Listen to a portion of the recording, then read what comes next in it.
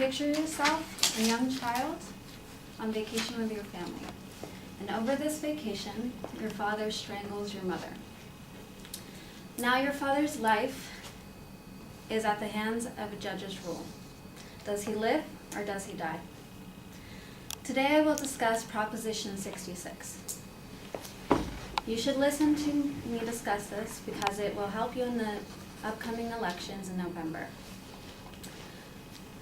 First, I will be discussing the proposition more in depthly. Second, I will be discussing the cost and efficiency of the proposition. And third, I will discuss ethical issues involving the proposition.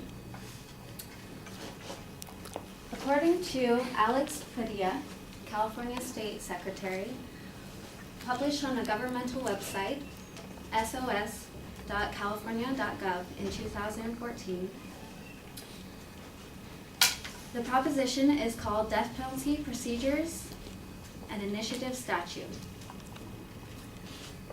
If you vote yes on this proposition, you will speed up death penalty appeals and petitions. If you vote yes on this proposition, it will send these trials to special courts with appointed attorneys to handle the death penalty appeals.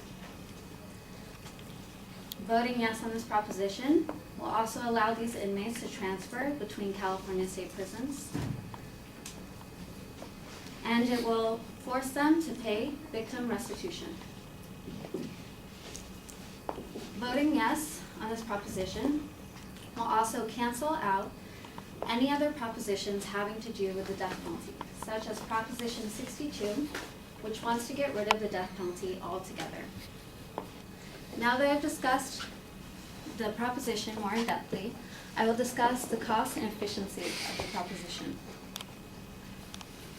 According to Dana L. Falco of Niagara University,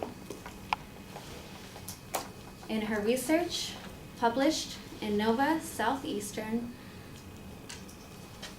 University website, nova.edu, in 2011, it costs $2.5 million to $5 million for one execution, where life imprisonment costs $1 million. According to Alex Padilla, recently qualified, the cost to local and state governments will be tens of millions of dollars for several years, with long-run costs still unknown.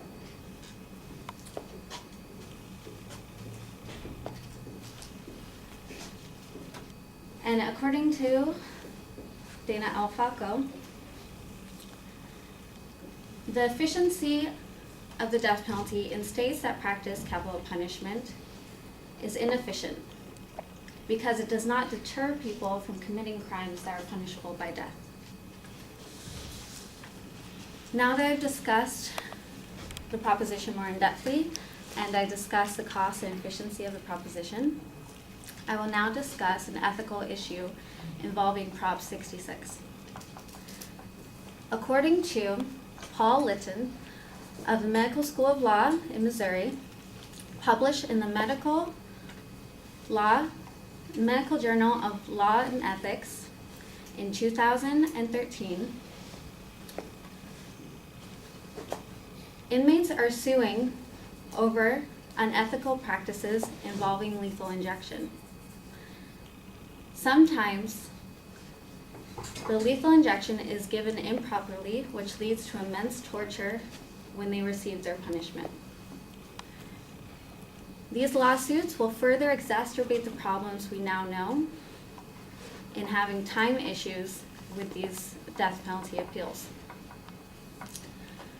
Also, the prop is inefficient because many innocent lives are sentenced to death, found to be innocent after they've been executed. There's been 16 accounts of this since 1973. Only to be found innocent after the fact by DNA or offender confession. In conclusion, I have discussed the proposition in more depth. I have discussed the cost and efficiency, and I have discussed an ethical issue involving the proposition. So I'd like you to think back on the story I've told you. And I'd like you to put yourself in the position of a child to that father who murdered his wife. When you go to the polls, think critically. Think from the position of a person who's lost their mother, but also think with the compassion and love from a child's eye that your father will be sentenced to death. Thank you.